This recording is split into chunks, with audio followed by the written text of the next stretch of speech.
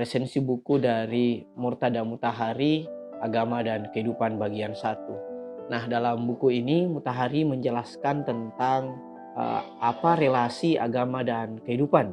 Nah, salah satu asumsi atau kalau kita mau secara gamblang menyebut sebagai hadis palsu, di dalam buku ini Mutahari mengkritik bahwa terdapat hadis palsu yang berbunyi bahwa setiap 100 tahun akan ada pembaharu agama.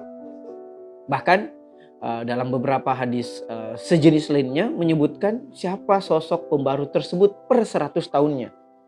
Kali lain ada juga hadis yang serupa yang menyebutkan bahwa bukannya per 100 tahun tetapi per 1000 tahun.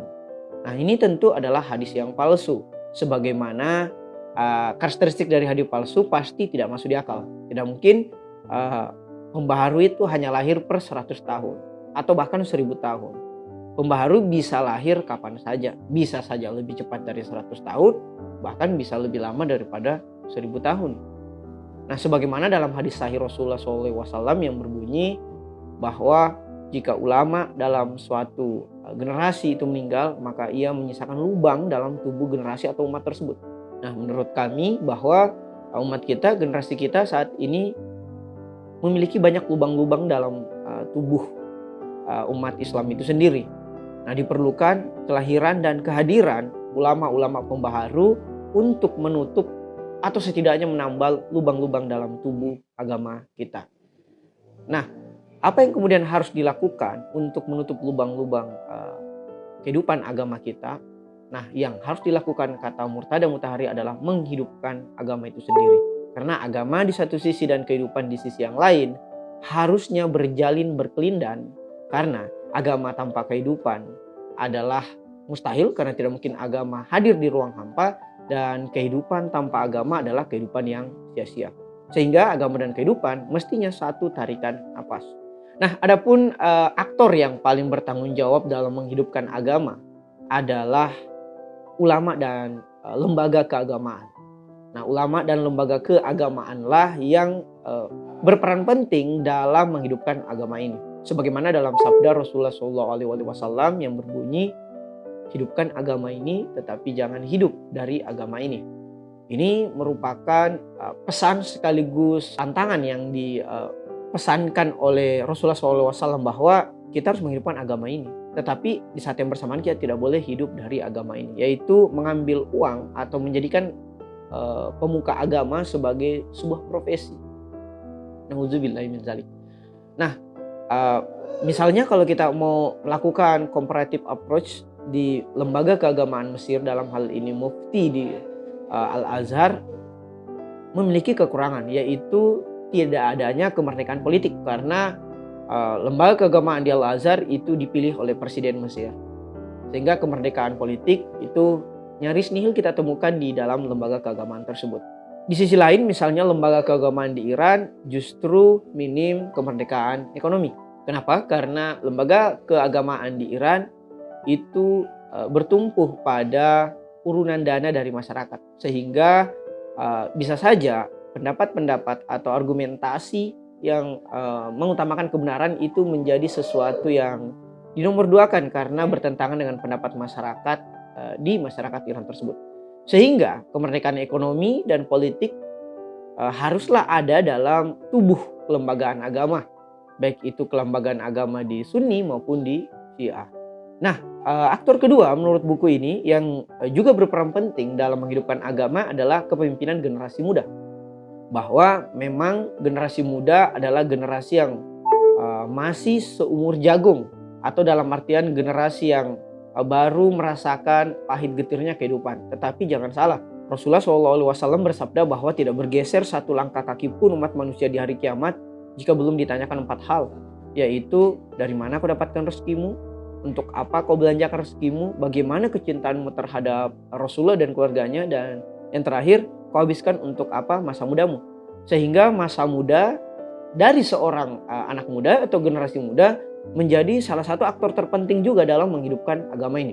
Kita tahu dalam sejarah Islam, mulai dari sebelum Nabi Muhammad SAW yang beragama Muslim tentunya, yaitu Ashabul Kahfi, kepemimpinan generasi muda Ashabul Kahfi juga menjadi peran penting dalam menghidupkan agama, dalam hal ini agama yang hanif, ketika sebelum kedatangan Nabi Muhammad SAW, termasuk sebelum kedatangan Nabi Isa alaihissalam. Nah, ada film yang menarik yang membahas tentang Ashabul Kahfi yang teman-teman bisa nonton di YouTube, di kanal Izin Share. Di situ Ashabul Kahfi difilmkan dengan begitu apik. Nah, mengapa sih kita harus menghidupkan agama? Kita harus menghidupkan agama karena salah satu kewajiban dari agama ini adalah amar ma'ruf nahi mungkar. Sehingga ketika kita melaksanakan amar ma'ruf nahi mungkar atau menyeru kebaikan dan mencegah kemungkaran, di saat yang bersamaan agama ini akan terus tumbuh dan berkembang. Nah, tetapi yang harus digarisbawahi bahwa menyeru kebaikan itu tidak seenak jidat.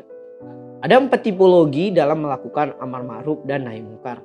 Yang pertama, tentunya yang paling baik, yaitu menyeru kebaikan dengan cara-cara yang baik. Misalnya dengan menyebarkan keteladanan yang baik, dengan berdialog atau bertukar pikiran dengan baik atau dengan yang beradab, dan setidak-tidaknya mendoakan sesama manusia atau sesama saudara muslim dengan doa-doa yang baik. Nah, itu amar ma'ruf atau menyeru kebaikan dengan cara yang baik. Nah, yang terlarang tentunya adalah menyeru kebaikan dengan cara-cara yang mungkar. Misalnya dengan memaksakan persamaan keyakinan, dengan melakukan gerakan-gerakan intoleransi, atau memaksakan peribadatan-peribadatan yang sifatnya privat itu dipublikasi. Itu adalah gerakan-gerakan amar ma'ruf yang dilakukan dengan cara nahi mungkar. Nah, yang ketiga adalah melakukan nahi mungkar atau mencegah kemungkaran dengan cara-cara yang baik.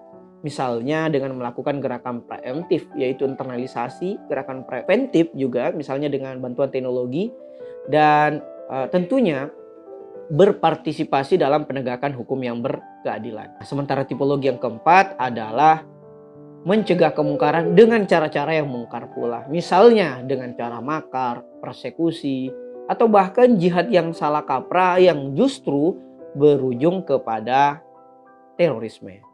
Nah, bagaimana sih cara menghidupkan agama ini? Nah, tentunya ada 2 senjata yang dapat kita lakukan, atau ada 2 senjata yang dapat kita andalkan, yaitu senjata pertama adalah ilmu dan senjata yang kedua adalah amal. Nah, senjata yang pertama yaitu ilmu. Di dalam Islam kita diwajibkan untuk mencari ilmu. Bahkan ada bab yang menarik dalam buku ini, yaitu bab tentang mencari ilmu atau kewajiban mencari ilmu. Murtada Mutahari menjelaskan tentang 4 hadis tentang kewajiban mencari ilmu. Dan menariknya, hadis-hadis ini diawali dengan pertanyaan-pertanyaan.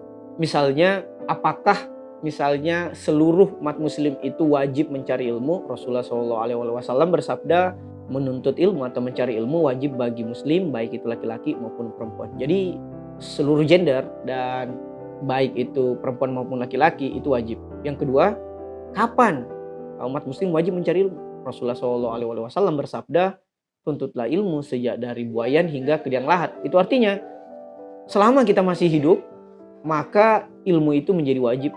Sehingga seluruh tarikan nafas kita, hembusan nafas kita itu adalah hembusan nafas dan tarikan nafas seorang penuntut ilmu. Yang ketiga, di mana kita harus menuntut ilmu? Rasulullah SAW bersabda, tuntutlah ilmu walaupun hingga ke negeri Cina.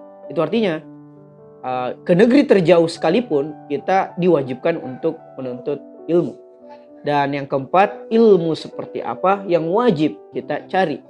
Rasulullah SAW bersabda bahwa carilah hikmah meskipun datang dari mulut seorang kafir.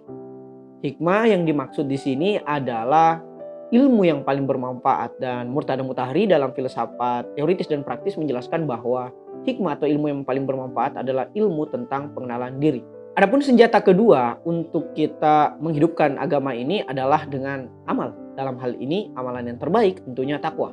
Sehingga dalam Al-Quran Allah Subhanahu wa Ta'ala berfirman bahwa takwa adalah sebaik-baik pakaian. Jadi takwa dianalogikan sebagai pakaian. Nah, pakaian fungsinya tentunya adalah menjaga kita. Tetapi di saat yang bersamaan kita juga harus menjaga pakaian, sehingga pakaian itu dapat terus kita gunakan untuk menjaga kita. Jadi ada hubungan resiprokal antara kita dan pakaian. Begitupun dengan takwa.